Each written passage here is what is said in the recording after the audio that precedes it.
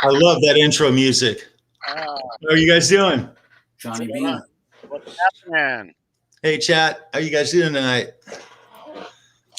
All right. So we are live, HALENVILLE, live on Sunday night, June 27th, 2021. Hanging out with Mr. Charles Greene and the Analog Kid right here. How you guys doing? Doing well. Good. Doing well, you guys. We're talking US Festival. Yeah, man. Wow. Wow. The US Festival. Heavy Metal Day in June the 29th. You know, 1983. it was a 3-day event. And I was a seasoned security guy by the time that came around. I remember I'll tell you guys a little backstory if you don't mind. You know, I got my paycheck from West Security it always came in the mail. I opened it up one weekend and there was this flyer inside of it, you know, a 3-folded flyer. I pulled it out and it was a introduction to the US Festival that was coming up. It showed a location map. It had a number and a contact. You know, there was no internet in those days. So we're talking about a phone number. You call a guy, he answers. And they were outsourcing security for this festival. Now, the festival was a 2-year festival. It actually went from 82 and 83. And in 82, I didn't attend the festival. And I was trying to think, I was talking with you guys earlier. I was trying to think exactly what I was doing on May of 82. I'm not exactly sure. But I didn't attend the first US Festival. And it went off with more or less not so much drama. I remember that. But the 83 was around, and so it was about 6 to 8 weeks before the actual show had started. And so I called the number and I set it up, and I decided, because the thing about it is the bands that were scheduled for Heavy Metal Day, I had seen every single one of those bands. I had some personal ties to some of the bands.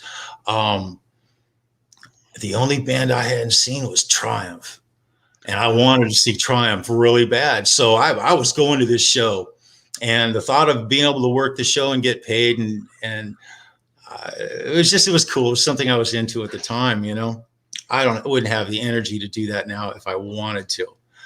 So I have to show up the night before because there were so many people expected, and there was such a tight area around the venue, and there's limited ways to get in, because what they did is they took over this park that had limited access from a couple of different directions. So it was about 2 o'clock in the morning. I showed up at this place, Glen Helen Regional Park in Riverside, California. And I come rolling up in, and I see this guy, and he said, you can park over here, employees, blah, blah, blah. And so I slept in my car until about 6:37 in the morning.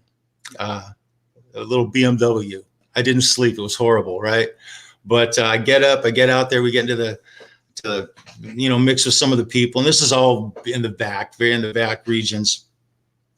And they give me a T-shirt. I wore one of the yellow event. It said KLOS 95.5 staff is what it said on it. And gave me a T-shirt, and the sun was, coming up, and it was starting to get hot. Now, when I say hot, we're talking Riverside, the desert, 114 degrees, 115 degrees in the sun. They stuck me out at the entrance at first, and I was, basically patting people down as they came in. Somebody would check in tickets. There were several trash cans we were pulling all kinds of contraband and everything out. And there was a zero tolerance from the law enforcement. The thing that was different about this concert was that it wasn't like a standard concert where I would show up and there'd be maybe 200 guys and we'd spread out and we'd do our little thing. This was federal, state, county, city. And when I say city, we're talking multiple cities. Devore, California is the central town that Glen Helen Regional Park is in, but it's part of outlying towns within Riverside County. And so there was every kind of law enforcement you could think of at this event. And when the first day came on, it wasn't heavy metal. It was like Stray Cats, the English Beat, the Clash. And I'll get back to the Clash in just a second. It went off relatively problem-free that particular day. Now there were a few arrests. I think there was about 100 or so arrests on the first day, because, like I say, the law enforcement, if you were smoking weed, they busted you. They were assholes to people. They really were. And I did notice that right off the bat, that they had kind of a negative attitude towards the crowd. It was kind of weird, actually. You worked on day one? Yeah, I worked on day one and day two. I left before day three. After when Van Halen left, I'm going to jump too far forward, Tony. I don't want to do that. Let me ask you this. You weren't asked to work the 82 US Festival? No. Mm-mm. No. Mm-mm. I wasn't even asked. And I believe the reason, well, you see, I didn't work. It was, I think the actual security company who did the contract was Golden West Security. And Golden West Security is they're a very high-end security company. If you're a VIP and you need security to get you from A to B, these guys show up, they're armed, they're like a next level security company, but they needed people to handle stuff that, like what I did. So they outsourced for that based on something they learned from the year before. They sort of changed things up a little. This is things that I heard from guys who had been there the year before while I was there working, and a lot of the stuff that I learned was from listening to law enforcement and other guys who were talking about things that had happened if I didn't see it myself. And I didn't spend those 2 days hanging out, backstage or in the tent city behind the stage. I didn't do any of that. I rolled through there on a golf cart a couple of times. Let me give you a layout of how this thing went down. Let me interrupt you, Charles, before we get too deep into that. Let's recognize the chat here to start with, and these fine folks. Sandra Picorni is in the house. Mr. Quentin James is here. Will Starr is in the house. How you doing, Will? Let's see who else we got. Blacktooth Fox. Didn't he win yesterday? Yes, he did. He was the winner of the Iron Maiden guitar pick on show. I wanted that freaking pick, man. Way to go, dude. Nice to see you tonight. Very cool. Went to a good fan. Keith Campbell is here tonight. Johnny Bean is here. He may jump in a little later. John Moronic is here. I saw him. John. Let's see. Nelson Rodriguez is here. Nelson, always good to see you, dude. How you doing? Mark Ramirez is here. Hey, Mark. Tim Thomas, welcome. Hey, Tim. Christopher Live Sour. Nice. Christopher, dude. Dude, good to see you. And let's scroll upward. Janice Lala. Hey, Janice. And Mike Neese is here. Hey, Mike. What's going on, brother?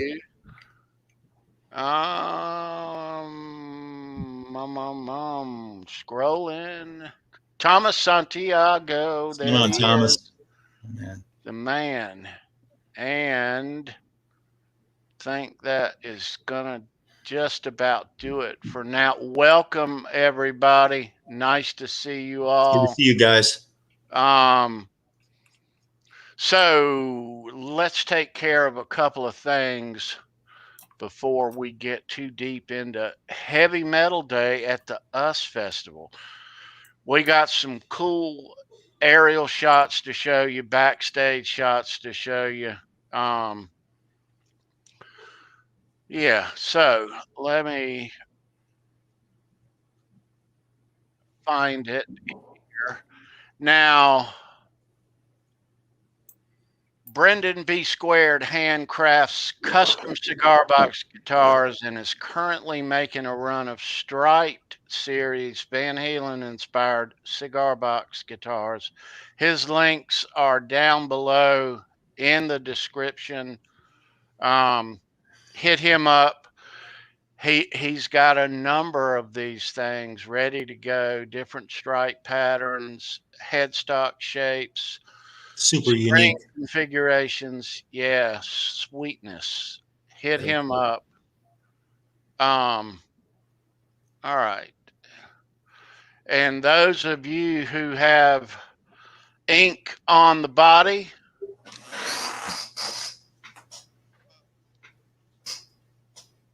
ink the original. Essential tattoo care, high-grade formulas with organic ingredients to hydrate and protect. Environment and reef safe. Fight the fade.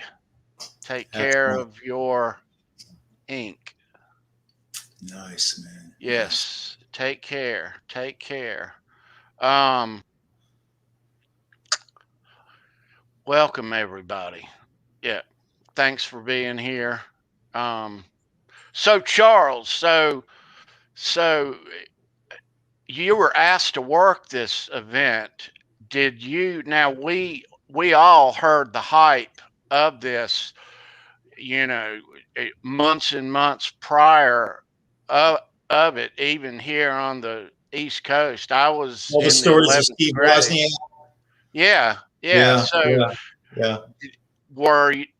did you jump at the chance when you got asked to work this? Were you like, hell yeah, I'm working this? When I saw who was going to play on Heavy Metal Day, I looked at a lineup of bands, some that I had personal connection to, others that were just my favorite bands. But I believe it was 7 bands on Heavy Metal Day that played. And the only one I hadn't seen was Triumph. And I wanted to see Triumph really bad. So it was a win-win situation in my mind. I'm thinking, I didn't think it through really good because I should have been more prepared. It's like I went on a camping trip, but I just jumped in my car and took off with a pair of shorts and flip-flops on. I mean, not literally, but almost. And so it's 3 hours from where I lived in the South Bay to Riverside. And hey, what's going on, Steve? And it's a 3-hour drive. And so I leave, that's at 2 o'clock in the morning. Okay. So I bail out of there at 2 a.m. and I'm rolling in, and I get to the venue, and it's, you know, it's basically the middle of the night. I haven't slept, and I'm going to what in my mind at the time was a 3-day concert. Now I didn't stay for 3 days. I stayed for 2 days. I couldn't take another day. I wasn't physically able to handle another day of that mess. And I'll tell you why. It was something. Day one went off relatively without a hit. Well, let me back up a little bit. Glen Helen Regional Park is like the jewel of this valley, okay? And the park itself at the time was state of the art. It was gorgeous. It was landscape. It was all green grass and these concrete pathways and trees nestled between the mountains. I mean, it was just beautiful. And it was a tourist place. Lots of people from the area came there to brought their kids there. It was a big deal. Well, they took the park over where the park actually was. When you hear about Glen Helen Regional Park, it sounds like you're going to a concert in the park. No, no, no, no, no, no. All of the bands and all of the staging and everything that had to do with the production of the concert took over the park. Van Halen's tents and all of the rock stars' tents, the big white tents were lined up behind it. It was a tent city, all air conditioned, the best food you can imagine, chefs, bartenders. It was the biggest party. The biggest party in the valley was behind that stage. Okay. And Van Halen was there on day one. The actual, the band wasn't there, but the presence of the band was there, and the backstage vibe and everything.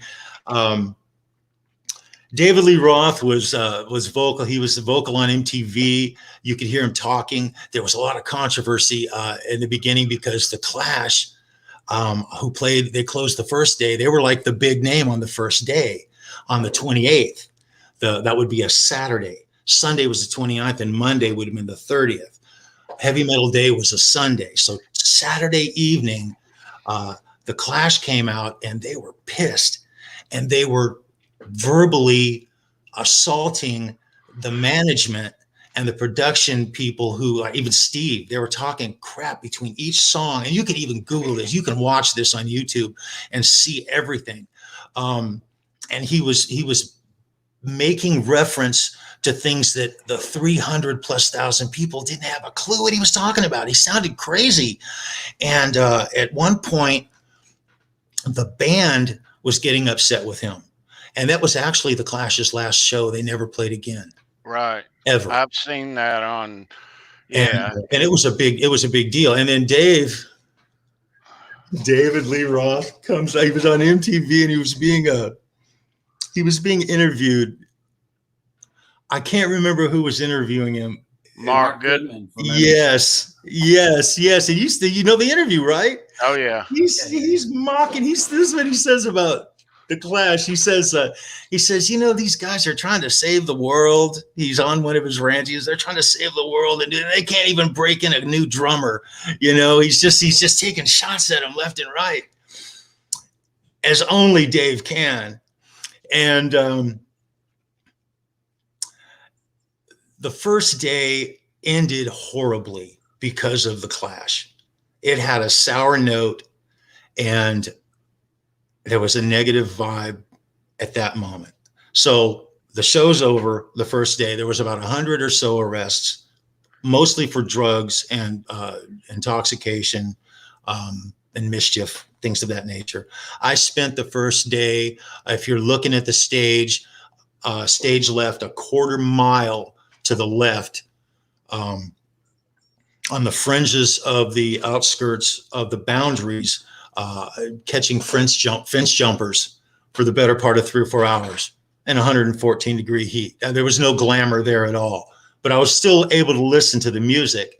And even though I wasn't into the first day music really much at all, I will say this: every band that played was excellent.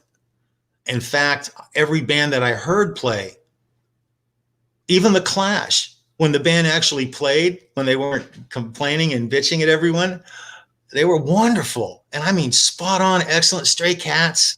I'm not a big rockabilly guy, but watching 300,000 people get into rockabilly was pretty cool. I mean, it was pretty cool. It was pretty cool. The first day was good. I got to know my way around. They tried to accommodate. The thing about it is Steve Wozniak spent like $12 million of his own dollars to make this thing happen. That was on the 83. I'm not even talking about 82, on 83. And he did everything he could to make it comfortable and make it appealing and make it comfortable for the fans. And so out on the outskirts, and the thing about it is he set up these showers. I only saw him once or twice. They were way on the outskirts. And as people came in or got too hot, you could go to the showers. You could literally stand under these showers of rain, and it would just soak you off, The thing about it is, to get to it, you had to walk forever, and to come back, it was just You didn't want to give up your spot. It wasn't functional. It wasn't a functional environment, but people were making the best of it.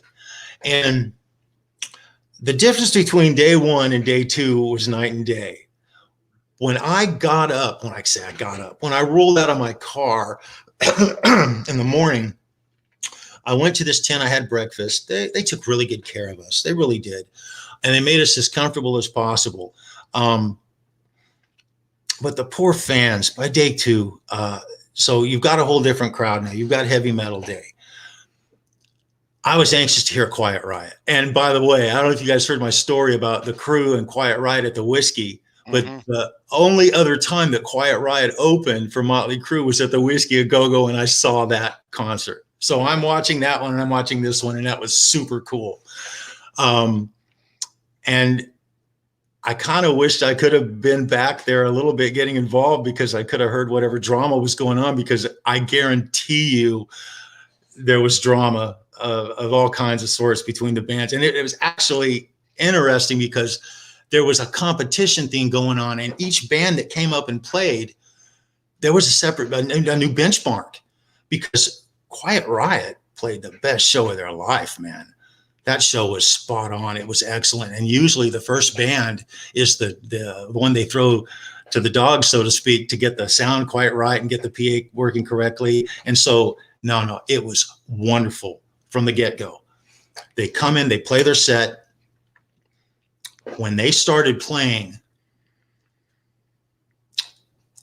Glen Helen, the valley where the stage is, listen, this is the stage, and here's where all the people are. It was built like this. The ground actually did this. And so when you got down towards the stage, you were going down into it. It almost dropped. And the 300,000 people heaved forward several times. And the 20,000 or so people who were right there in front of that stage got smashed. And it was almost like something out of a cartoon. Not funny at all. It was horrific. There was about an hour period where people were going to the emergency tent, bloody, their faces. People would be standing there, and there was a steel rail.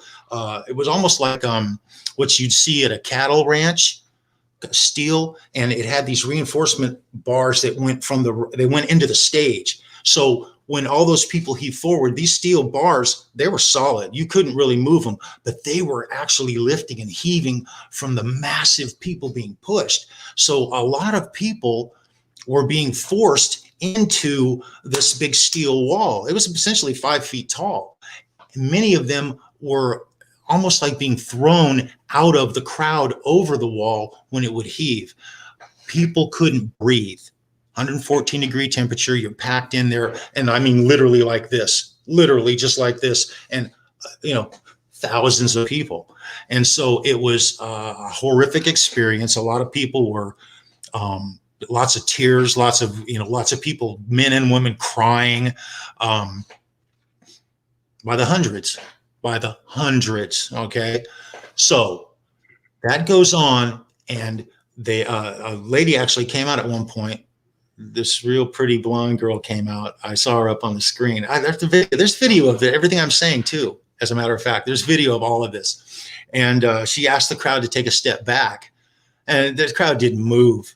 That crowd didn't move. Nobody took a step back. Nobody gave relief of any kind. And at a certain point, when Quiet Riot was done playing, and they did a spot-on show, the carnage kind of came to an ease between the set. And security, there was probably 200 security guys on the front of that stage. I was never there, but there was 200 guys, and it started out with about 100. And then it was packed to 200.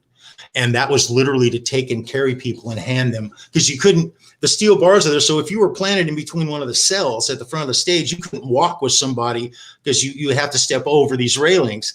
Railings, there were big steel bars the size of my arm. And these guys were handing girls and guys, they were literally passing them from one another to take them and get them off the front. After Quiet Riot went off the stage, things kind of mellowed during the set change. And it was quick though. They had all these guys rigged. So the drums were on everything was on wheels. And so they would stage a band as a band was playing, and they just literally whip them off. Boom, put it on, boom, whip it off, and just roll it out. Some of the coolest rigs, dude. They were really cool rigs, by the way. And so Motley Crue comes on. The crowd heaves forward again. There's still carnage going on. Everything's freaking out. But the show is going on while all of this is happening, okay? Some of the best shows I've ever seen. Well, I didn't see, I heard them. But some of the best music I'd ever heard. And this went on through Motley Crue. When Motley Crue finally got done with their set, they were getting the change around. I'm trying to think. Let me see this right here. Ozzy came up after Crue. Now, when Ozzy came on, the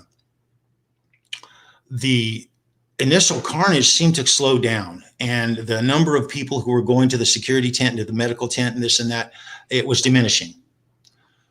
But there were still several people. I'm just saying, when I say diminishing, it was a massive wave. Now it's just trickling in, and the crowd is sort of settling in. People are getting wasted, okay?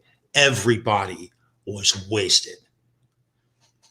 Police were going nuts. There were over 200 by, I think, 1 o'clock that afternoon. There were over 200 arrests for drugs. Anybody was smoking weed, they busted them. It was ridiculous. They were going way off. And there was a real bad vibe coming from law enforcement. Ozzy comes out, does an awesome set. Jakey Lee, good God, was it awesome. I heard him do Mr. Crowley. I think that is the best lead solo version of Mr. Crowley that was ever done. Check it out. It's on YouTube. It's absolutely unbelievable. He played Over the Mountain. It was just, God, it was absolutely fantastic. About the time Ozzy was coming off, I was changing my position. I was coming over by what were known as concessions. Concessions were still a quarter mile from the stage. But I was in a place there where I could see the overhead screen right up over the center of the stage. They had this huge screen. It wasn't as big as the stage, but it seemed like it was. It was massive. And so you could focus in, you could see certain things a whole lot better. And the sound was even better. The thing about those big concerts is this: they project the sound out, and at a certain point when you're out there, you get the echo from the first stage, from the stage PA. And so if you were there and you were within the first 1,000 yards of the stage, your sound was stellar. It was wonderful.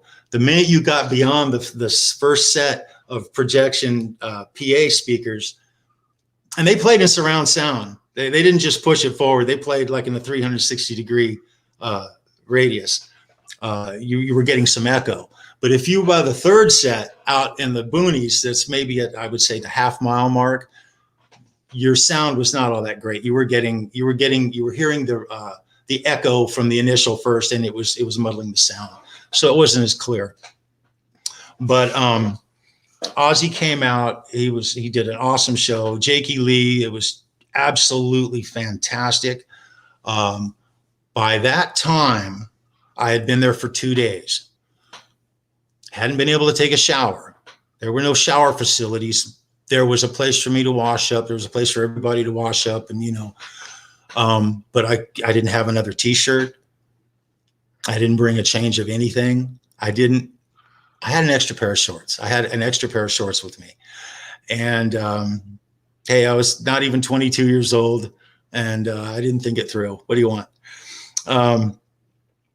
So Judas Priest comes out, and they hit the stage. They play just the most. Every band that came out played the best set that I'd ever heard them play, period. And I had seen Judas Priest just the year before, a little more year before, come out and do Point of Entry.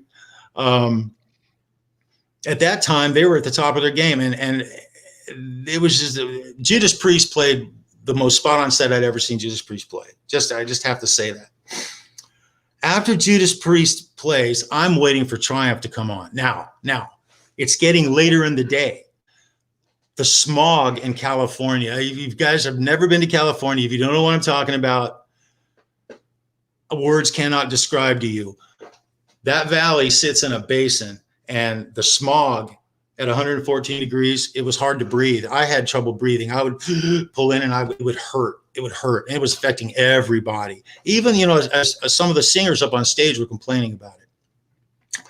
And, but the sun was going down, and I had heard Quiet Riot, Motley Crue, Ozzy Osbourne, and then Judas Priest. All right. So I'm getting a serious dose of hardcore metal, right? This is just great. And so Triumph comes up, and it was like a change came over the entire place. As the sun was going down, it was one of the most beautiful sunsets you could imagine. And Triumph comes out, and they don't come out with the same kind of kick-ass attitude that we had just seen from Priest and Crew and Ozzy. It was different. Now they kicked ass. And I got to tell you, when I left that show, the song that was in my brain when I'm driving home were Triumph songs. After seeing all that show, after seeing everything I saw, and finishing with Van Halen, and I'll get to them in a minute, that set from Triumph was unbelievable. It was absolutely the best. And the attitude that they presented was different. I don't mean it was better or worse. It was different. And it just was I don't know how else to say it. It was a dose of Canadian awesomeness. Was the only thing I could say, because they were like, they stuck out like a sore thumb, and they were so polite, and they were so well-mannered. To hear Rick talk it was just different. You had to be there. If you'll Google that stuff on YouTube and watch it, you'll see what I'm talking about. But there was this point in the show. Let me see. I wrote it.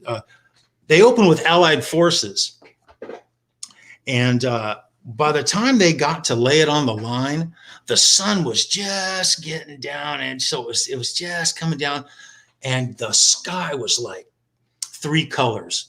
It was kind of an orangish, reddish, almost a lavender. Excuse me. And they get ready to play Lay It on the Line, and Rick Emmett hits that A note, that opening A chord, and it rang out across that valley. Oh my God. Unbelievable moment. For me personally, I was just like, my God, it was worth seeing the whole show just to see him play that one song. For everything I went through, it was worth that one song. And so my impression of Triumph was excellent. I love that band. I freaking love that band. But Triumph goes off, and the sun is now, now the sun's going down. It's dusk at this point. Light show comes on, and the Scorpions hit the stage. Okay.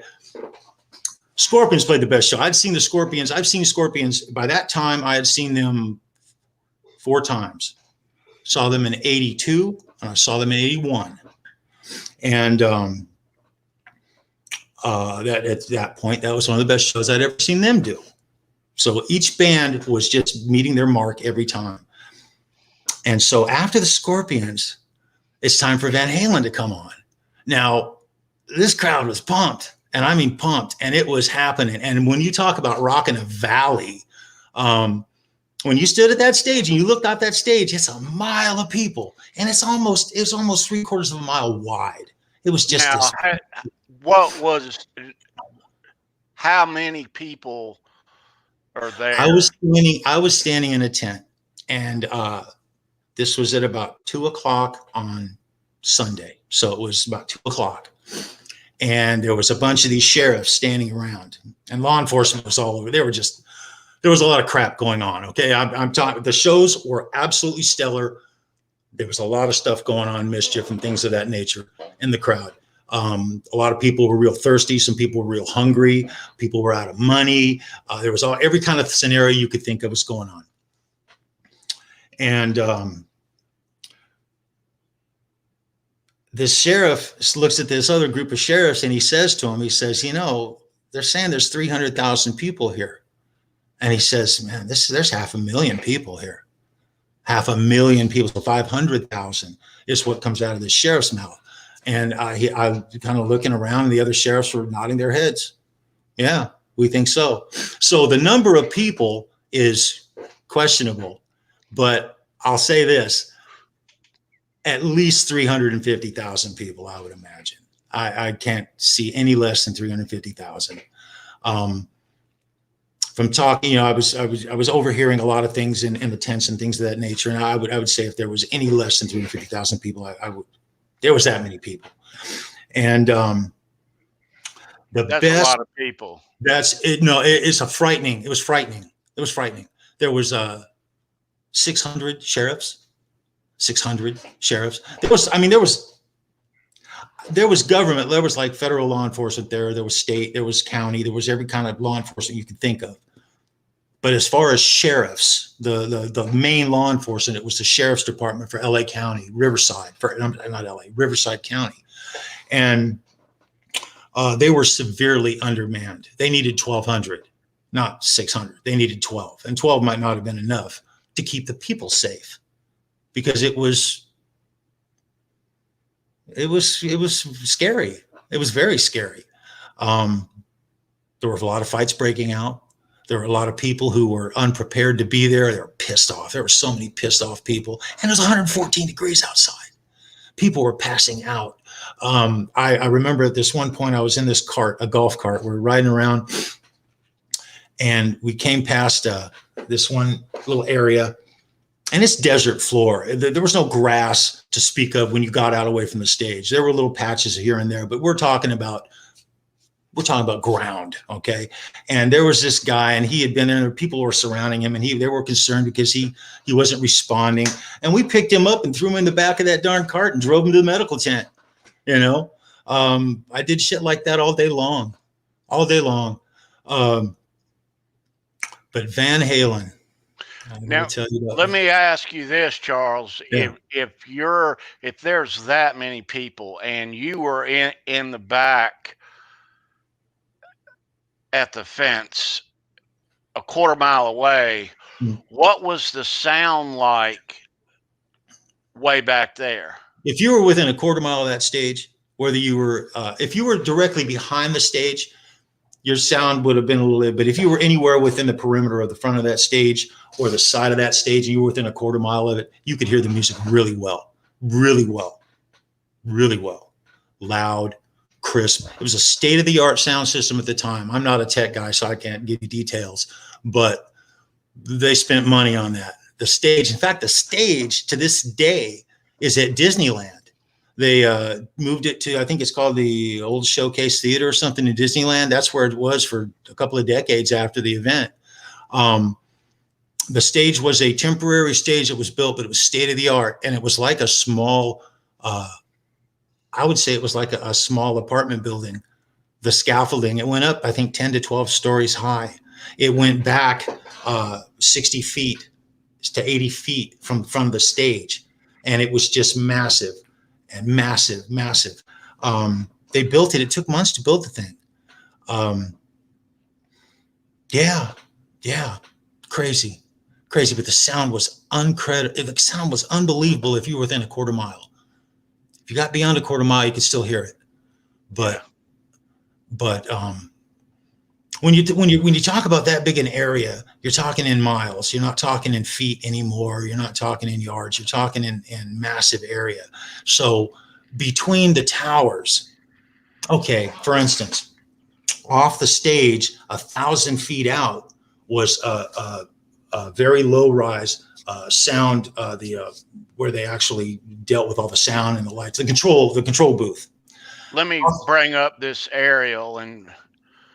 Yeah, it'd be, if you're looking off the stage, it's to the left slightly. It's not in the center. It's off center of the center of the stage. And then over to the right-hand side, as you're looking off the stage, is another tower that was taller. And that's where they were filming. They had TV cameras. They had camera towers everywhere. And they were documenting this event from all kinds of angles and different ways. Yeah. Yeah. Look at all those people. Look at that, man. That's ridiculous. That is absolutely ridiculous. The promoters said that they were anticipating 200,000 people showing up based on past event and, what their anticipation was. And they almost doubled that. They almost doubled it. They had no business putting that many people into that valley, because they filled the valley is what they did with as many people as they possibly could. They stuck a stage at one end and then filled that valley up with people. And you can see behind that stage, Charles, those lakes. That's the park itself, right? yeah, it's it's got a huge lake in it, and it's a palm tree. It's beautiful. It's got just beautiful foliage, not palm trees. I'm sorry, not palms, but just beautiful trees. A gorgeous park. But that's where all the promoters and everyone who put on the concert were. That's all those. You see the white at the bottom of the picture, the white buildings. That's where all the talent was. That's where Van Halen's gig was, and all the other acts. In those white tents, air conditioned white tents, and yeah, absolute craziness. All the other outskirts, everything you see, the primary food they were selling for people who were there to see the bands were hot dogs. That was like the primary food. They fed everybody, but you could get filet mignon if you were on the backside of the stage. They had chefs in some of the tents cooking for VIPs and all of that. I had no part of that. I wasn't involved in that at this venue in any way, shape, or form. But God, I got to see the best damn rock show of the best bands. All my favorite bands played that day. And Van Halen. Can I talk about Van Halen? What time did they go on? And there's your set list. Yeah, I can't read that. Van Halen went on relatively late. I don't remember exactly what time. It was 10 o'clock, 9:30, 10 o'clock when Van Halen went on. It was thoroughly nighttime by the time they'd hit the stage. Heck, it was dark when the Scorpions finally hit the stage. It was just barely, just a flicker of light. And then their whole set was in the dark. And by the time Van Halen hit the stage, I would imagine it was at least 9:30, 10 o'clock. I imagine so, but don't hold me to it. I couldn't tell you for certain. Yeah. But Van Halen, all day long, they would, on that big screen I was talking about, and there were other screens, they pulled up MTV, they pull up Dave talking. He was drunk. He was absolutely wasted all day long. He was wasted and just getting more and more wasted. You didn't hear anything out of Eddie, Alex, or Mike. Not a word. When those guys came out, Van Halen played the absolute best show I'd ever seen them play. Period. Eddie Van Halen, best version of Eruption I'd ever heard. And I'd heard a couple of versions. I'd seen them at that point. I'd already seen Van Halen 4 times before. So the band played the best show I'd ever seen them play. Dave played the worst show I'd seen him play. He left entire sections of songs. He didn't even sing. He just throw in some oohs and ahs and hey baby and ow. And he went after the Clash. He was still taking shots at the Clash. And he was and law enforcement was pissed at him. He said at this one point, he says, we're all here for one thing, people, and you know what it is. He goes, sex, drugs, and rock and roll. And I just happened to be standing next to a couple of cops, and and they were just the most I don't know what word to use, but zero tolerance for anything that we were there to enjoy. Let's just put it that way. And best damn Van Halen show I'd seen to date. I think in fact, I'll say this. I'm going to say it. Best show I ever heard Van Halen, the band, play. Tightest they'd ever played. Spot on, flawless, the most flawless performance, period, except for Dave. Minus now, Dave, right. Now, Dave was getting into trouble. He was saying a lot of stuff in the press. Here's what was happening. The first day of the concert, the press was already being negative. I don't know how else to say it. They were not being warm and fuzzy about the event. They were, and then there were a lot of things that happened. I mean, I got to say this, as far as the event going off, it was not prepared right. People were hurt. One guy was killed. There was a murder in a parking lot over a bad drug deal. They kept it under hat. You know, they didn't say anything about it till after the show.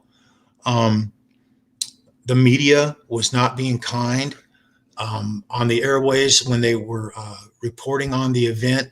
It had a negative spin. But Van Halen, they went after Van Halen. And I mean, they went after him hard. And by the next morning after the show, oh, that's nice, brother. Yeah, look at that ticket price. $20. Look at that ticket price. The thought of, now I got paid to see this, but the thought of being able to see all those bands for that much money is ludicrous. Yeah, these days you bygone times, guys. These days you can't park your car or drink a beer for $20. I know, right? Bygone times, man. And you don't see that anymore. Venues like that, they'll never pile 300,000 people in front of a stage and throw a little, throw a little petition up there. Now it's sectioned off where if you're down in the pit is separate. And then there's a rail that's anchored. And then there's another section. And so it keeps the crowd from being able to heave and do whatever they want without going through obstructions to get to the front of the stage. That's how it's getting. Between the stage and the fence, wasn't there at least a photo pit where they could film and take pictures and stuff? That disappeared. As the crowd heaved forward, they lost ground. At one point at the end, I believe it was when Ozzy was on stage. I believe it was Ozzy. If I'm wrong, I'm sorry. The security, they pulled a bunch of just regular people from the back, and they had them sit next to each other at the edge of the stage. The pit was gone. It was just people. Pit was gone, man. And they were literally just sitting. And at one point, you can look at the video when I believe it's Ozzy, and the security guards are literally sitting on the edge of the stage, one next to each other, and a lot of them were spun around watching the show. It looked so unprofessional. It was so Bush League. It was not good. Okay, it was not good. What do you know about Ozzy punching Rudy Sarzo backstage? I don't know. I didn't hear anything about that. That wasn't something that's in Rudy's book. Good book, man. Rudy Sarzo, dude. I think he was mad. From what I heard, he was mad that he left his band and went to Quiet Riot. That's what I heard. I don't know. I was glad to see Jake with Ozzy, though. That could have been George Lynch. That could have been George Lynch standing up there playing if he hadn't replaced him. Bark at the Moon Tour. Yes. Doesn't he come out in an Indian headdress? And he came out in it, but nobody knew who it was, and he ripped it off. The only reason I saw that is because I didn't even know that happened at the show. I didn't even notice that. I saw it on a video on YouTube after the fact. Right. I completely missed that. He tore it, he rips it off, and it's Ozzy, and and then they start their show. If you look at that lineup, Charles. If you look at that lineup today, it's absolutely incredible. Unbelievable. All those bands were either peaking or were about to peak, and all those bands, with the exception of Quiet Riot, all became arena headliners. Judas Priest was at the top of their game. The Scorpions were at the top of their game. Van Halen, dude, when I say that was the best Van Halen show I'd ever seen, that was the best Van Halen show I ever saw. Even with Dave not singing right and being an ass. It was wonderful. Absolutely wonderful. One of the best shows I'd ever seen, period. Scorpions still had 2 more years before they peaked in America. Yeah. Super cool, man. But the worst gig I ever worked. In fact, that was the beginning of me getting tired of doing what I was doing. That show just about broke me. Literally. I left a day early. I didn't even stay for the 3rd day. I didn't come back a week later. I had an open invitation to come back and work the country western the next weekend. I shined that on, man. I didn't even visit that part of the country western day on the Monday. Yeah, that was Monday. I don't remember. It was like a week later. I think it was on the 4th. Yeah. No, don't hold me to that. It was like a week later. Yeah. But after the show, I hadn't had a shower in 3 days. I had been up. I had maybe 5 hours of sleep, and I had sleep deprivation. I was pissed off. I was not in a good mood. I was the wrong person to be doing the job that I was supposed to do for the next day. And I had seen, here's the selfish part, I'd seen all my favorite bands. And I didn't really care to stay another day, to be honest. It was a very uncomfortable situation. And I could go wash up and I could get fed and I could have all the water I wanted. Gatorade. I was drinking Gatorade. And I watching people literally passing out in front of me. They had water cannons. Hell, they even had a dude. I'd love to have his job. He had a hose. He had a garden hose, a big garden hose with a sprayer. And he was right off to if you're looking at the stage, he was on the left-hand side. And there might've been a guy on the right-hand side. And he's got a garden hose. He's just shooting the crowd with a garden hose. And yeah, wow. Bygone times, guys. Never see that shit again. No. $20. $20 bucks. The next morning,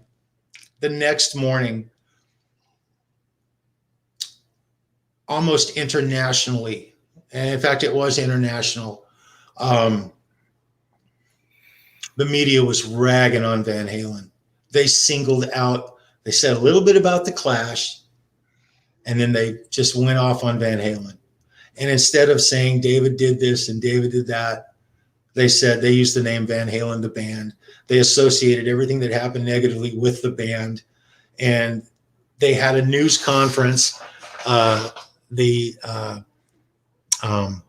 town of Devore, California, Riverside County, and like law enforcement and the mayor and the city planner. There was this big group of people were in this news conference, and all they did was bitch about Van Halen, how immoral David was and the things he said and how, and it was a bunch of bullshit in my opinion. I'm a fan, and I think they exploited things to the negative, maybe a little more. Now you got to remember, a lot of people got hurt. Okay. And there was a lot of arrests, and there was a guy got murdered. Okay.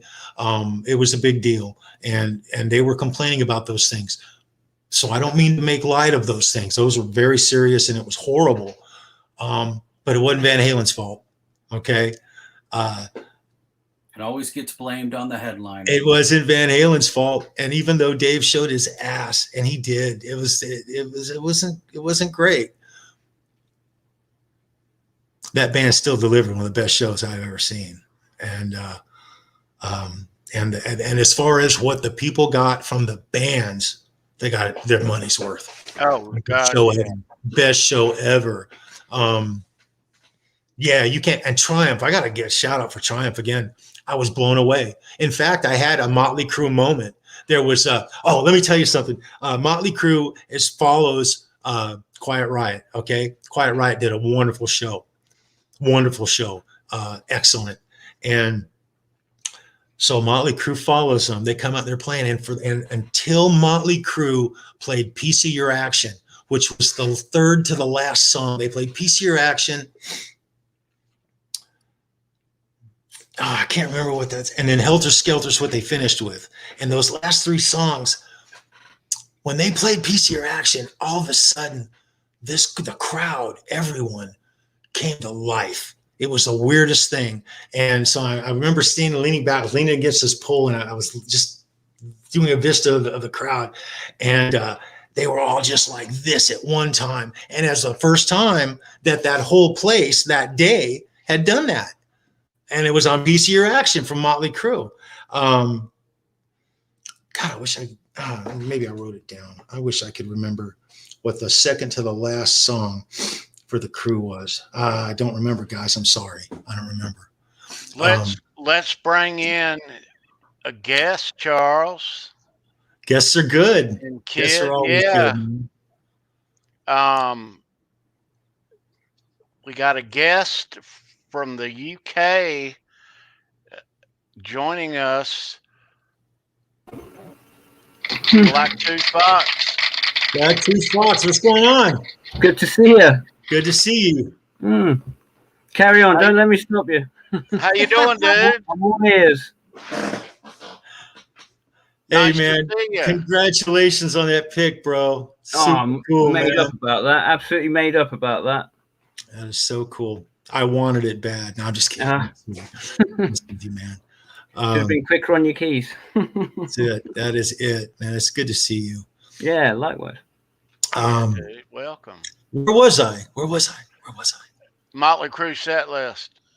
Piece of Your Action. They played that song in that crowd. Everybody went nuts. And it was the first time they were all in unison at that concert that day. And so moving forward, Ozzy comes on. Got to see Jakey Lee. Good God, man. Perfect for that band. Perfect show. Outstanding. And Jakey looked nervous. When I saw his face up. I didn't see him close. I looked him on that big screen, and I did a close-up of his face. And he had a stressful look on his face at the beginning of the show. But by the time he played the solo in Mr. Crowley, oh my God, man. Yeah, best solo ever. I've heard that solo played by Zach. Zach's played it. I've heard it from Randy. I hate to take away from Randy, but that's my favorite version of that solo. It's the solo he played that day live. Zach played good that day. Solo. But then Triumph comes on, and they were the surprise of the century. I mean, literally a surprise. And so that vibe that I said about Piece of Your Action, where they were all in unison, it happened again during Triumph when they started with Allied Forces, and it sounded so good, and they were so spot on, and the crowd responded. 300,000 people at one time, and it didn't happen through the whole show. It only happened certain times during certain songs at certain moments. And Triumph, man. And so then the Scorpions come on, and their light show was outstanding, and their set was spot on, spectacular. Love that band.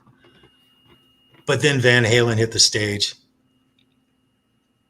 and they just shut that shit right down, man. Best set ever. I'll say it again, best set ever. Even with Dave not even singing the lyrics. There were some times where he literally was just humming along and just shit-eating grin out of his face, holding a bottle of Jack. And I heard it. I didn't see it, but when he made the connect, he was talking smack about the Clash and how they don't put real whiskey in their bottle. And he's so wasted. He literally did that. He said that. I heard him say it. I didn't see it, but I heard him say it.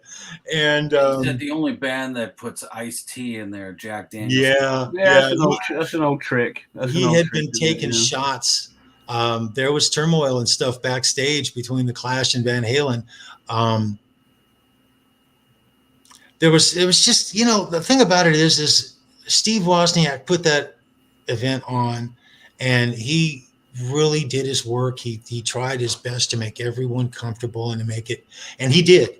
He brought everyone the best bands, and it was the best, state of the art, everything from that stage and back beyond it. Everything that produced that was wonderful. But the front of the venue where all the people were and the management and the way the thing was coordinated, it was horrible. Absolutely horrible. And is that the reasons why that they never had it that next year or years after? Yes. It was. Look, if you'll Google the festival that time forgot, that's what they call the US Festival. It's known as the festival that time forgot. No one wants to remember it. Nobody. A lot of Van Halen fans might not even realize what a good set it was for Van Halen because of all the negativity and, the minute Dave. Oh yeah, but the band, when I say it was the best set I'd ever seen, it was the best set I'd ever seen him play. The band, Alex, Mike, and Eddie, flawless show. Dave, not so much. And since he was the poster boy for bad behavior at that concert, because he was, and he was very entertaining at it, by the way. Even when Dave was screwing up big time like that, it was very entertaining. Still something like that. I mean, he's a comedian. He really is. I love Dave. I love him. And the festival that time forgot is what they called that. You had to be there. Words hard to describe. The first time I saw the crowd heave forward, it was during Quiet Riot, their first song, and the crowd heaved forward, and it, like I say, it was on a downward slope. So when all of these people were coming down, there was 20,000 people that were pushed and forced, and the fact that nobody was killed was amazing when all that happened. But when I say people were hurt, hundreds of people were hurt. People were crawling out. There were people who were crawling up on top of the crowd. In other words, they were so sandwiched tight that they did all they could to climb up onto the people, and they were literally just floating around on top of the crowd like there was crowd surfing. But they weren't crowd surfing. They were desperately trying to get some air and to get away from all the crowd. It was horrible. The heat didn't help either. 114 degrees, the radiant. Now here's an interesting thing that happened though. This was a trip. Just as I want to say as Judas Priest was finishing their set. Yeah, as Judas Priest was finishing their set, the sun was coming over and the stage cast a shadow that started moving out onto the audience. And so by the time Triumph was there was a shadow that was consuming the first 15, 20,000 people. And it was moving more and more. And it was like a breath of fresh air. It was like the heavens opened up and said, hey, we're going to cut you a break. And so these people in the front row who, look, if you got to that venue on Sunday morning and you lasted, there are people who are there the whole day and lasted. That the intestinal fortitude that it took to do that, nobody should have to do that at a concert. Nobody should have to subject themselves to that kind of, just to see their favorite bands, but people did. And US Festival. It was the beginning of the end of concerts for me. It lasted about another year doing working concerts. And I lasted about another year. And then I just, I got into other things. But I'm glad I went. I wouldn't change it. I wouldn't change it for anything. If I had it to do again, I would have just gone as a spectator and enjoyed the show, and left on Heavy Metal Day. That's how I would have gone if I had to do again. And I just made sure I had plenty of money on me so I could eat and drink, because they were turning people away. Well, people were leaving their stuff is what was going on. They had these big dumpsters, and people were literally throwing all their food and everything away just to get into the show so that they could get a seat because they were there early. They wanted to get, and the rush to the front of the stage was a trip. I was patting people down, and there was all kinds of guys patting people down. So they were coming through in droves. And you could look at, I think there's probably some kind of a photography of it where you can look it up and watch the people as they were coming in and making their way to the stage. And there was a group of people in the front who were running, trying to get to the front of that stage.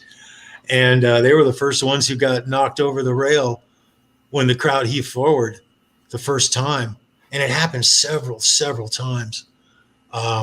If you haven't seen it, you should look that up and check it out and see the footage. It makes a mosh pit look like a joke, literally. Yeah. But great bands, man. And the music was spot on. Let me ask you this, Charles. I see Jay Hannon here in the chat. Hey, Jay. What's going on, Jay? We got a new show on YouTube as of this afternoon.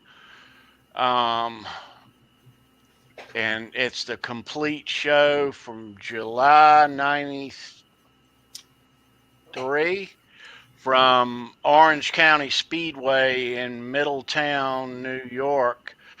Keith Campbell over here in the chat and Jay Hannon were at that show. Oh, man. Yeah, and if I'm not mistaken, I've heard Jay say that was the first Van Halen show he ever saw. Is it an audience bootleg? I don't know. It's out in the audience. It's good. It's not pro shot, but it's really, really good. Was it a good show? Yeah, was it a good show? It was. I watched all of it. Yeah. Yeah. That's awesome. And it's up there. So new Van Halen show on YouTube. Yeah. Never before surface. Never before surface. I think there were little clips along the way of it, but not the whole show. Yeah. What YouTube channel is that on? What now? What YouTube channel is that on? Just called Van Halen. It's Van Halen Brazil is the name of the YouTube channel. And that's the same channel that brought us a couple of weeks ago Eddie playing Amsterdam from years ago and the Alex cutting the hair out in the parking lot outside the studio. Same channel. Isn't it great that this stuff is starting to be like, collated now on YouTube? It's actually, I mean, like the gig that Charles has just been talking about. I mean, when I'm in the mood to watch Judas Priest, I watch that set all the time. All the time. I clipped it. That's what you were talking about. The big numbers are in the background, the rain, all the lights, crazy. Yeah. But it's just great that it's all out on YouTube now to find. You can watch that whole concert. You can watch. There's really nothing about that festival because of the amount of media coverage that it had. There was about a 2-hour period where I relieved these dudes. Me and a couple of guys relieved these guys at a tower. It was a camera tower, essentially. It was the first camera tower. If you're standing on the stage, looking off the stage, at the very center, there was no tower. Off to the left was the control booth, and then off to the right was this large tower that had cameras up on top, had cameras on the very top, and had cameras in the midway. And my job for like 2 hours is to keep people off the scaffolding. Because they get on the they wanted to get away with a broomstick or something. Well, half of my job that day was to keep people where the people were supposed to be, because the natural occurrence of that whole day was people were trying to get away from people because they were so packed. And so it was a freaking nightmare, man. From a security standpoint, it sucked. Period. Sucked. But the bands and the backstage, the way, the whole structure of the way that the production went off, the way the bands were put on and off stage was state of the art. Everything was on rollers. It was all on It was all on, I forget what they call it. But it was just, everything was a rig. Every drum set was on its own casters, essentially. And they just rolled everything on. So everything was like, if it was a guitar player, bass player, and a drummer, you had 3 things that they rolled out. And it was unbelievably efficient. Wow. So from the stage back, they had it perfect. But from the stage forward, it was a cluster. And it was not a good thing. It was not a good experience for a lot of people. It was the single worst concert experience many people had. It was now concert experience some people had as well. You told me a while back, Charles, that the next day the sheriff had a news conference, press conference. Yeah, they tried to. Okay, they said Van Halen will never, ever play DeVore, California again. So they were essentially saying, you're not welcome to the next US festival, because they expected, I think at the time, they were going to have another one. I believe that's what was going on, but they made no bones about it that Van Halen was not welcome anymore. I guess they just didn't appreciate Dave's candor. Looking back at it now, I think they overreacted to Van Halen, trying to take like this moral high ground. Yeah, that's exactly what I mean to say. They were trying to take some kind of a moral high ground by, putting down the fans and putting down their bands. And so the fans didn't want to hear it. The fans weren't going to have any of it. They're going to love the bands that they want to love. Even with Dave doing what he did, by 1984, the next time I saw them in concert, he didn't miss a word. Okay. Didn't miss a word. 1984 was a fantastic tour, and they bounced back, So what it turned out being for me as a fan was it was a bad show.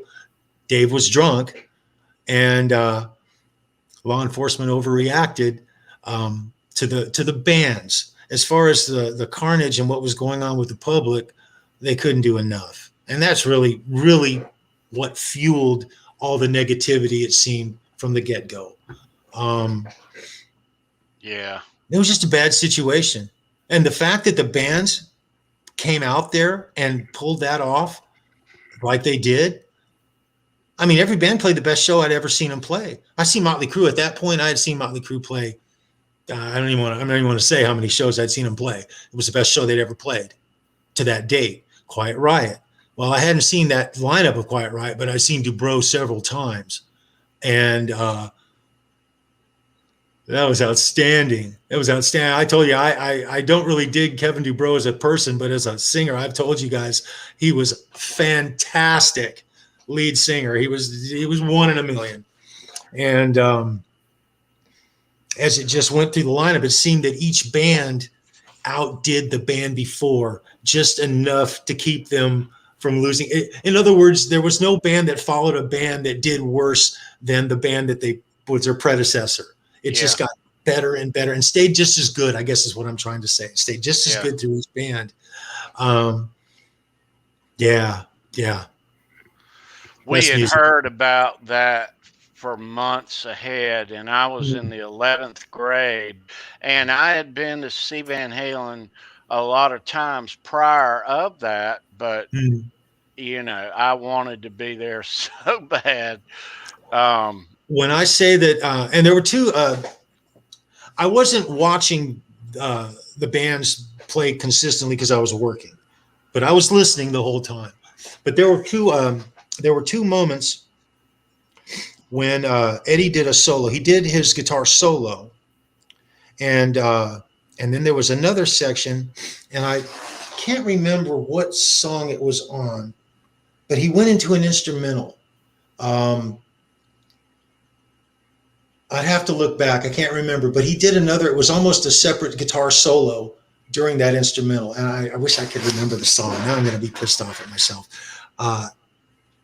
And it was as good as his guitar solo. Okay, so it was almost like there were 2 guitar solos during that concert, during that show.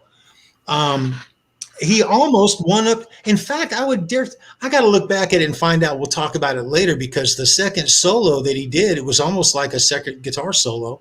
And it was Are you talking about when they broke into Girl Gone Bad? Yeah, you made some shit out of me, Tony. Yes. And then they went into I'm So Glad by Cream. It was all inside of Somebody Get Me a Doctor. Yes. Right. Yes. Instrumentally. Exactly. That's why I couldn't remember what it was. That was as good as his solo, as his lead solo. It was like he won up his own solo. And when I say it was the best Van Halen show I'd ever said, I got to say it again.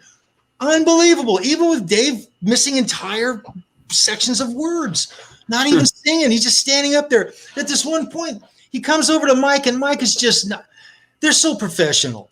They knew Dave was screwing up. They knew probably how the show was going to go before they hit the stage. Any lesser band, that would have took the band down. But at this one point, Mike comes over to Dave, and Dave is just screwing up. And Mike comes over next to him, and Dave throws his arm around him, and Mike looks up out of the corner of his eye and just gets right back in the groove. And man, what a show. So professional. Even with the lead singer absolutely wasted. And he was wasted. Couldn't even complete a full sentence. Or a full thought. And the band still played spot on. Van Halen, dude. Van fucking Halen. 1.5 mil. Yeah, he was bragging about it. The Clash got 500,000, and part of if you guys haven't seen it, you got to watch the Clash's show just to see what I'm talking about. He stops in between each song and just brags on all kinds. And the thing about it was he wasn't being descriptive. He wasn't saying exactly what it was he was talking about. He was like making reference to things of people who would know what he was talking about other than the fans, because the fans were clueless what was going on. Right. And at one point, I don't know who did it, but they took, there was that screen. Well, they took a picture of the check, the $500,000 check, and they threw it up on that screen for like 30 seconds during one of their songs. It's just a blip. And if you weren't paying attention, you'll miss it. And it was literally like a FU to the Clash from whoever it was, who made that happen. And then Dave, the next morning, he makes reference. It was so funny. That interview he does is just, I love that guy. Even they do Girl Gone Bad, a chunk of that instrumentally in there. Yeah. You didn't know what it was at the time, but when the next record came out, you sure That's did. Exactly right. Yeah, you got a window to the future. Yeah. Gotta love that band. Yeah. I wish I had I wanted to be there so bad, but I was a kid and I was on the East Coast. You didn't want it, Tony. You didn't want to go there if it was like just you. And to be honest, if you had shown up trying to get a pick to that show, you might have been hurt. Literally, you might have been hurt. It was not a show for a fan to be at, even though all the fans were there. Every fan and then some was there, but it was not a fan-friendly show in any sense of the word, other than the great music they were putting out. Yeah. Yeah. I knew about the show living on the East Coast, and it was broadcast in our city. Yeah, KLOS was putting it out, and but I was stuck in my grandfather's apartment with no FM radio and no tape deck. I was so pissed because I knew it was that weekend, Memorial Day weekend, and I wanted to tape all the bands, the metal bands that were lined up that day. Sorry, I loved all those bands. It was the greatest lineup. Very different from when Live Aid came out and I taped all of it. But Us Festival was simulcast on the radio here, but I wasn't in a position where I could tape it. Yeah. What did you do yourself? What did you do yourself then at your granddad? Nothing. Did you end up sitting like drawing the band? It was killing me that I couldn't tape all those bands. Oh. I bet it was, man. I bet it was. Yeah, Yes. Blacktooth Fox. Judas Priest put that out when they reissued Screaming for Vengeance for the 30th anniversary. The album is on one side and the DVD's on the other. Ooh. They released it. I mean, you can watch it on YouTube anyway, but they did actually release that. Oh, I'd like to have it on physical media, no less. Yeah, I'll look into that. You got to look for the 30th anniversary Screaming for Vengeance. They changed the cover a bit. Okay, yeah. They've been reissuing some of that one, Defenders of the Fate and British Steel, all contain concerts from those tours with the album. Double disc. You can get it.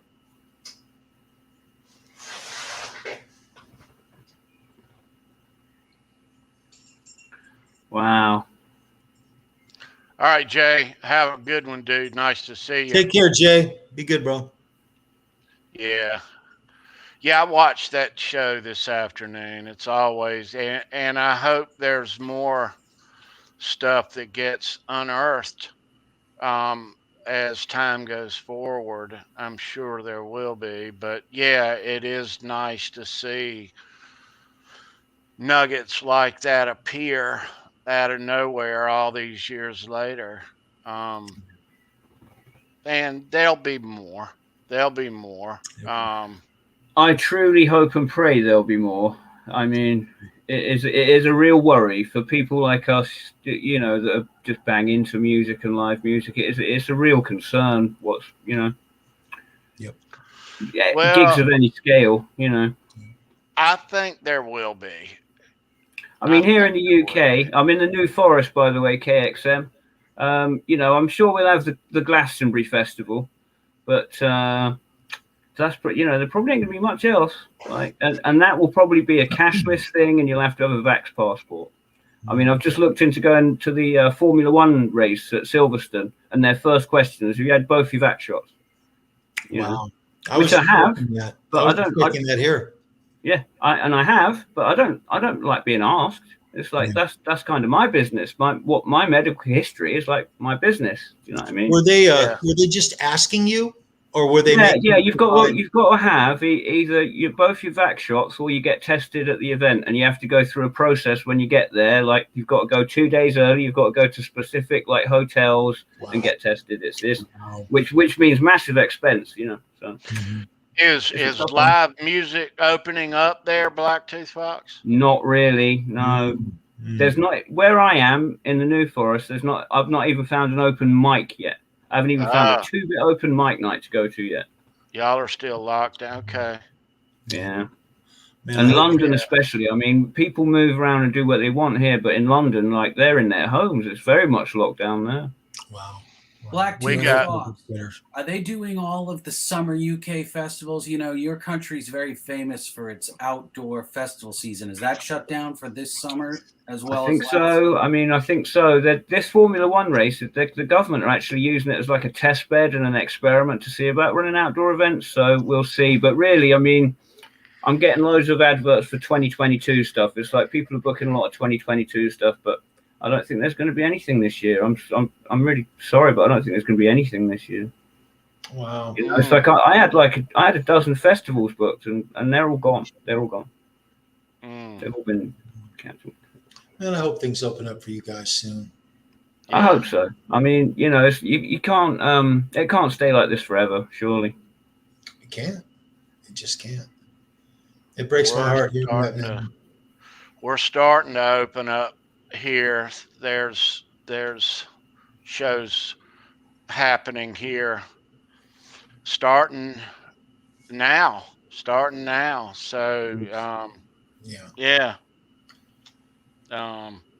well, culturally, America leads the way, so I guess that's some hope I can derive from that. I hope so, bro. At least with live music coming back, whether you're going to watch live music or not, and for anybody in the world, you know, what I miss in this past year is there's no live music, then that means there's no new live music on YouTube. I mean, I'm so used to watching all the bands I love and where they played last night and the night before, thanks to YouTube. Yep. You know. Yeah. Although I have to give one shout out to Machine Head. Like, they've been doing regular gigs straight to YouTube, live streamed, like from their little rehearsal studio, and they're magnificent. And bless them for doing that, because I think that'll keep us going. That'll keep the fans going, stuff like that.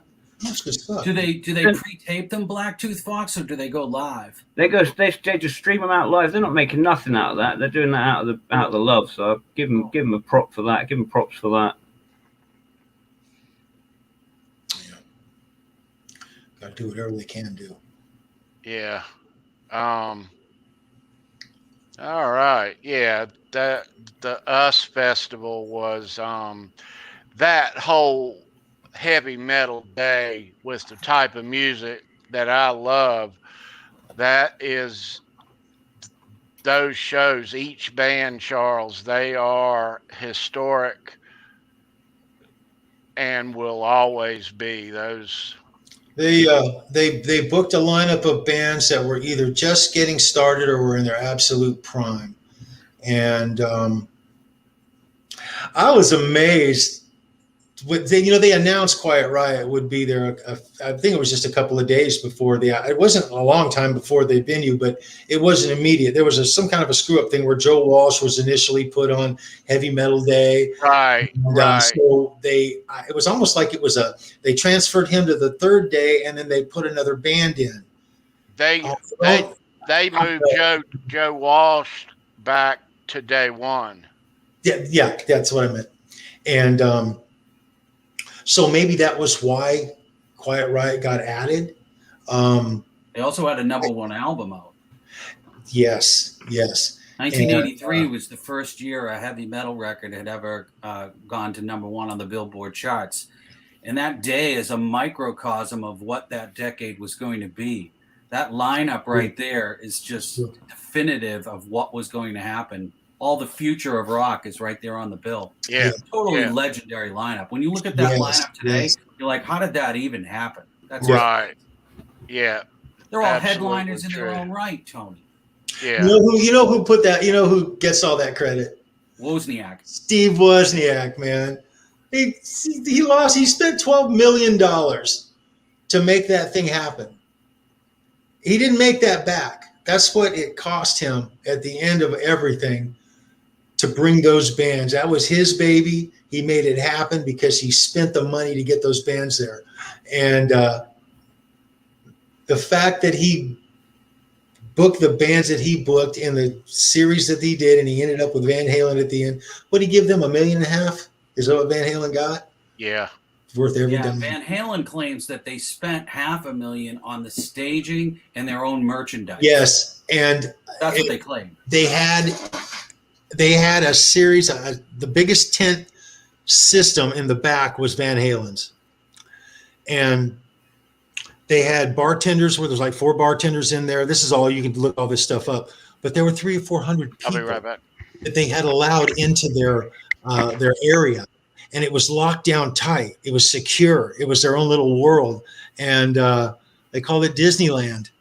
That's what they were calling it. It was the biggest party at the whole venue was Van Halen's tent. The venue of 300-something thousand people. The party in Van Halen's tent was the biggest deal going on because that's where all the VIPs were. All the food was air conditioned. This is awesome. Absolutely awesome. Absolutely awesome. I can't believe the lineup that they had and the way every band came off and just flawless. It was a flawless day. The only thing that sucked was the venue and all the stuff that people had to go through. That was a real sad thing. It was tough watching a lot of those people. I remember this at this one point, this girl, it's kind of sad, but she had gotten separated from her boyfriend because she got heaved over the wall and she lost track of him. They couldn't find each other. And so she was standing over next to me in tears, just so distraught. And I was trying to comfort her. And ironically, coming around this corner. There was this huge group of people walking, and here comes her boyfriend. He's walking all aimlessly, just looked like a zombie. And he was like, when their eyes met and they saw, she just lunged for him and she jumped in his arms. And it was a real touching moment that never should have happened. It never should have happened. Because their show was essentially ruined for the day. She was bleeding. She had been, her face had been pushed into the steel bar when the crowd heaved forward. And like a car accident, like getting hit from the rear, exactly the same thing. But you're going to hit whatever you hit. And that happened to a lot of people. And it was real sad to watch. Real sad to watch. Didn't have to happen like that, Here you go, dudes. Oh, look at that, bro. Damn, look at that. Nice. That's so cool, too. Look at this thing. Cool. Wow. My goodness. Wow. Dude, that puts the V in vintage. My goodness, man. How big is Tony's wardrobe? Yeah. So I used to have one of those. Wow. I used to have that T-shirt, man. Nice. Does it have all the bands on the back? Yeah, it's got all 3 days. Look at that. Yeah, wicked. That's a proper old school tour T-shirt. That is wicked. How big are your wardrobes, Tony? The stuff you pull out of them. He's crazy, Blacktooth. Crazy, man. Absolutely nuts. I like that one, Tony. The old Skill Raglan with all the bands on the back. That's got to be worth some dough. Did you get that on eBay? I've had it for years and years. Good one. Does it fit you? They all fit me. Of course they fit me. Yeah. No, Sandra, I'm afraid I've never seen Van Halen live. I'm sorry to tell you that. Never seen them live. Nope. They don't play the UK often. I know they have done, but I've never seen them live. No, I'm afraid not. Once in the 70s and once in the 80s, right? Oh, really? I don't know. I thought they did the 90s as well. I could be wrong on that. Did they skip the 80s and go right to the 90s, Tony? I think they did the 90s. Yeah, I think it was early 90s, early mid-90s. Once with Halen, once with Roth, right? They played over there in 93. Mm. And the other time was the 70s. They skipped the 80s, right? The 80s. Let me think. 80. Did they play in 82? 84 they played over there. Oh, on the 19. Oh, yeah, that's right. After the American tour, they went over there, right? Yeah. Right. Very brief, though, right? Just a festival date or two? Like, They not a lot. did probably, I don't know, 8 or 10 shows. Oh, okay. Over there. Yeah. Yeah, that was the last shows that Roth did with them before he left until he came back in 07. Yeah. Yeah.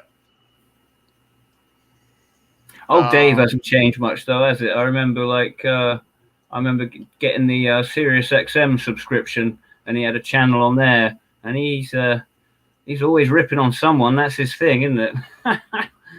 It is. He just put out a new Roth show. Yeah, I think he was at war with Howard Stern at the time. That was his thing. I love Dave. Yeah. Oh yeah. Well, guys, we're going to wind things down here. It's approaching midnight here on the East Coast. 5 a.m. comes really early on my Monday. Mine too. And last Sunday night, we went way long. You're lucky I wasn't there. You went all the way to 2:30. We went a long time last Sunday, but yeah. So quarter to 5 a.m. here in the UK. Oh, is it? Yeah, 4:45 a.m. right now. Wow. You're a trooper, dude. Yes, sir.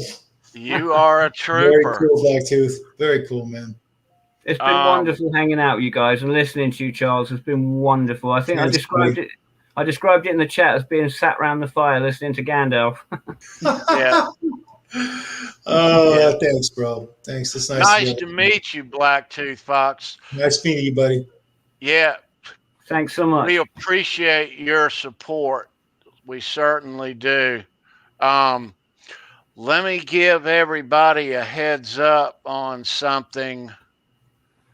Let's find it in the cards here. All right. So next week on Show Me Your Pick, Saturday at 9 p.m. Eastern, we are going to dive into the world of Steve Vai. Oh, excellent. That's great. Brilliant.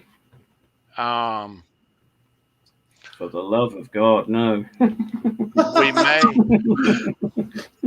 we may have a couple of guests on board, not sure yet, but we will let you know. Steve Vai next week on Show Me Your Pick. Yep. Look forward to that. Yeah. Good to see him so happy and healthy as well lately. I watched his birthday bash the other day. He's looking so good. Yeah. Yep. All right, kids, guys and girls in the chat, thanks for watching. Have a great week this coming up. Take care, you guys. Love you guys. See you back here next Sunday night, Halenville Live, 10 p.m. Eastern.